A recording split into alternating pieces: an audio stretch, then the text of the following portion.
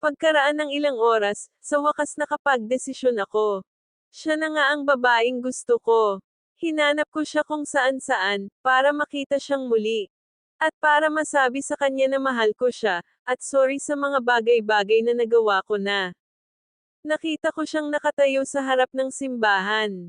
Ang tanging lugar sa bayan na hindi ko pa napupuntahan. Mukhang masaya sa kanyang damit pangkasal. Pero, umiiyak siya habang nakatingin sa akin. At nagsabing, miss ko na ang mga halik mo, sa lahat ng oras, pero nahuli ka. Malayo man ang nilakbay mo pasensya na, dahil natagalan ka. Umuwi ako na labag sa hangin, nais ko na ako ay ibalik sa oras nang siya'y naging akin.